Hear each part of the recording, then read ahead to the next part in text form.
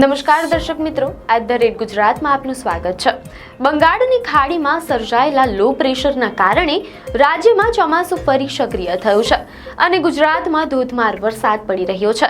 ગઈકાલે મોડી રાતથી શરૂ થયેલો વરસાદ આજે સવાર સુધી યથાવત રહ્યો હતો, જેના કારણે અનેક શહેરોમાં જળબંબાકારની સ્થિતિ સર્જાઈ છે। મોડી રાતથી જ અમદાવાદના પૂર્વ વિસ્તારમાં મેઘરાજાએ ધમાકેદાર બેટિંગ કરી હતી। વટવા, મણિનગર, ઘોડાસર અને વસ્ત્રાલ જેવા વિસ્તારોમાં ભારે વરસાદ નોંધાયો હતો। આ ઉપરાંત શહેરના પશ્ચિમ વિસ્તારમાં પણ બોપલ, પ્રહલાદનગર અને SG હાઈવે પર પણ સામાન્ય વરસાદ જોવા મળ્યો હતો। અમદાવાદના અનેક અંડરપાસમાં પાણી ભરાતા વાહન વ્યવહારને પણ અસર થઈ છે। માત્ર અમદાવાદ જ નહીં, પરંતુ સૌરાષ્ટ્રમાં પણ વરસાદનું જોર વધ્યું છે। મીડિયા હવાલો અનુસાર જૂનાગઢ અને અમરેલી જિલ્લાના અનેક ગ્રામીણ વિસ્તારોમાં ભારે વરસાદ થયો છે। જૂનાગઢના માળિયા હાટીના માંગરોળ અને કેશોદમાં વરસાદને કારણે ખેડૂતો ચિંતિત બન્યા છે। બીજી તરફ અમરેલીના ધારી અને સાવરકુંડલામાં પણ ખેતરોમાં પાણી ભરાયા હોવાનું અહેવાલોમાં જાણવા મળેલ છે। આ અણધાર્યા વરસાદથી ખેડૂતોને પાકમાં નુકસાન થવાનો ભય સતાવી રહ્યો છે, ખાસ કરીને કપાસ, મગફળી અને સોયાબીન જેવા પાકોને। હવામાન વિભાગની આગાહી મુજબ આગામી 24 કલાક પણ રાજ્યના અનેક ભાગોમાં વરસાદ યથાવત રહેશે। આજે એટલે કે શનિવાર 20મી સપ્ટેમ્બરના દિવસે ગાંધીનગર, અરવલ્લી, ખેડા, અમદાવાદ, આણંદ, પંચમહાલ, દાહોદ અને મહીસાગરમાં છૂટોછવાયો વરસાદ પડશે, જ્યારે સૌરાષ્ટ્ર અને દક્ષિણ ગુજરાતમાં પણ કેટલીક જગ્યાએ ભારે વરસાદની શક્યતા વ્યક્ત કરવામાં આવી છે। ગુજરાતમાં અત્યાર સુધીમાં સરેરાશ 95% વધુ વરસાદ નોંધાઈ ચૂક્યો છે, પરંતુ આ છેલ્લી ઘડીનો વરસાદ ખેડૂતો માટે ચિંતા અને નવરાત્રિના આયોજકો માટે મુશ્કેલીઓ લઈને આવ્યો હોય તેમ લાગી રહ્યું છે। બંગાળની ખાડીમાં સક્રિય થયેલા લો પ્રેશરને કારણે ગુજરાતમાં ફરી એકવાર વરસાદી માહોલ જામ્યો છે। 21મી અને 22મી સપ્ટેમ્બર દરમિયાન રાજ્યના મોટાભાગના જિલ્લાઓમાં હળવાથી મધ્યમ વરસાદની આગાહી છે।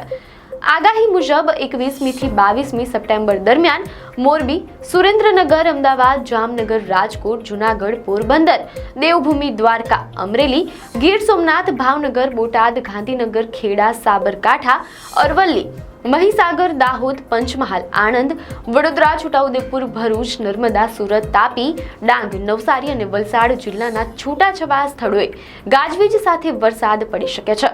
આ દરમિયાન 30 થી 40 કિલોમીટરની ઝડપે પવન ફૂંકાવવાની પણ શક્યતા છે।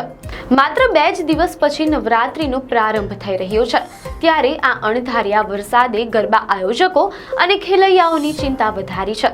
જો વરસાદ ચાલુ રહેશે તો અનેક મોટા પંડાલમાં પણ ગરબાના રંગમાં ભંગ પડી શકે છે। ગુજરાતમાં ચોમાસું વિદાય લેતું હોય તેવું લાગતું નથી। એક તરફ રાજ્યભરમાં નવરાત્રિની તૈયારીઓ પૂરજોશમાં ચાલી રહી છે, ત્યારે બીજી તરફ હવામાન વિભાગની આગાહીએ આયોજકો અને ખેલૈયાઓની ચિંતામાં વધારો કર્યો છે। આગામી 2 દિવસ એટલે કે 23 અને 24 સપ્ટેમ્બરના રોજ રાજ્યના મોટા ભાગના વિસ્તારોમાં હળવાથી મધ્યમ વરસાદનું પૂર્વ અનુમાન છે। ગઈકાલથી રાજ્યના અનેક ભાગોમાં વરસાદી માહોલ જામ્યો છે।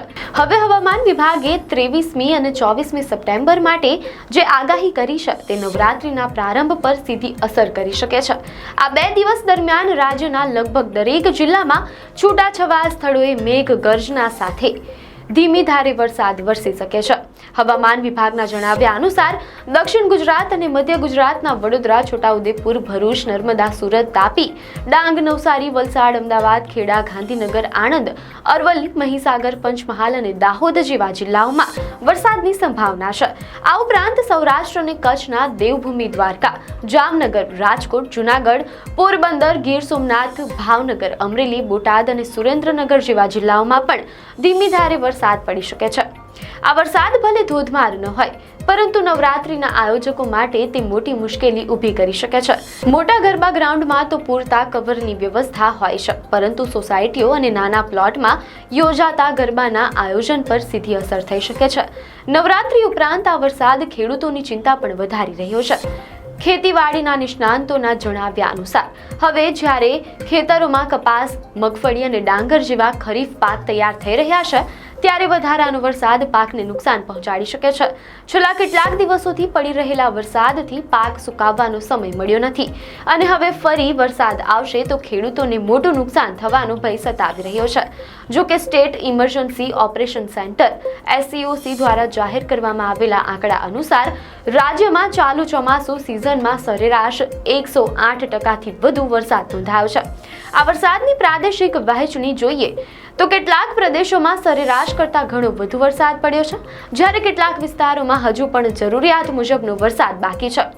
આંકડાઓ અનુસાર કચ્છ પ્રદેશમાં સૌથી વધુ 135% સરેરાશ વરસાદ નોંધાયો છે. ઉત્તર ગુજરાતમાં 118% વરસાદ પડ્યો છે. દક્ષિણ ગુજરાત પણ મેઘમહેરથી ભીંજાયું છે, જ્યાં 112% વરસાદ થયો છે. પૂર્વ મધ્ય ગુજરાતમાં પણ સરેરાશ 110%થી વધુ વરસાદ નોંધાયો છે. જો કે આ સાર્વત્રિક વરસાદી માહોલ વચ્ચે સૌરાષ્ટ્ર પ્રદેશ હજુ પણ પાછળ રહ્યો છે. સૌરાષ્ટ્રમાં અત્યાર સુધી સરેરાશ 93%થી વધુ વરસાદ નોંધાયો છે, જે અન્ય પ્રદેશોની સરખામણીમાં ઓછો છે. જો કે તાજેતરમાં સૌરાષ્ટ્રમાં પડેલા વરસાદથી આ આંકડામાં થોડો સુધારો થયો છે.